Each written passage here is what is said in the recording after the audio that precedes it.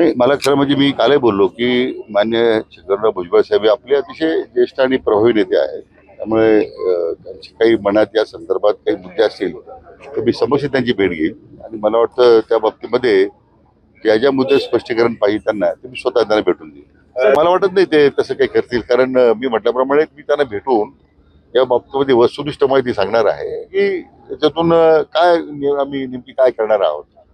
मला वाटतं विनाकारण काहीतरी गैरसमज निर्माण होतोय की मागे काल मी संभाजीनगरला म्हटलं की शेवटी ओबीसीला आरक्षण देताना कधी मराठा समाजाने विरोध केलाच नाही. आरक्षणाने मी आपण समाजाने आरक्षण देण्यामध्ये कधीच आडकाठी निर्माण केली नाही, कारण राज्य हे पुरोगामी राज्य महाराष्ट्र. त्यामुळे मला वाटतं सगळ्या समाजाच्या लोकांनी हा अतिशय विशाल विशाल दृष्टिकोन ठेवून या प्रश्नाकडे पाहण्याची आवश्यकता आहे. मधल्या काळामध्ये व्हॅलिडिटीकडे मनुष्यबळ नव्हतं. आता ऍडिशनल कलेक्टर पदाचे जवळजवळ 29 जिल्ह्यांमध्ये अधिकारी आता नेमले गेले अध्यक्ष म्हणून. तर कमाल गती येईल.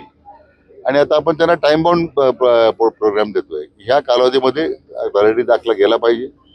मी स्वतः महसूल मंत्र्यांना विनंती करतोय आता की प्रत्येक सोमवारी मान्य जिल्हाधिकाऱ्यांनी या संबंधित त्या आठवड्यात आलेल्या दाखल्यांवर किंवा त्या महिनाभरात आलेल्या दाखल्यावर काय कार्यवाही झाली, कारण ती आता एक कॉन्स्टिट्युशनल अथॉरिटी आहे, त्याला डायरेक्शन आपल्याला देता येत नाही. पण तरी शेवटी शासनाचा एक भाग आहे. प्रचंड त्रास लोकांना व्हॅलिडिटीमध्ये होतोय, हेलपटे मारावे लागतात, अनेक बाकी भानगडी होतात. तर ते आपल्याला, कारण शेवटी आम्ही किती निर्णय केले तर शेवटी जर कास्ट व्हॅलिडेशन झालं नाही तर तो शेवटी जनतेला त्रास होतो. त्यातून हा मार्ग. मला विचारायचं की तुम्ही काय झोपले होते का 2.5 वर्ष सरकार सत्तेवर होतं? तुमचे आजोबा 4 वेळा मुख्यमंत्री महाराष्ट्राचे होते. 94 साली तुम्ही जे प्राप्त केले मंडळ आयोगाची शिफारशी करताना त्यावेळेला मराठा समाज आठवलं तुम्हाला? अगोदर तुमच्या आजोबांना विचारा तुम्ही हे या बापाचे धनी कोण आहेत, आम्हाला प्रश्न विचारण्यापेक्षा.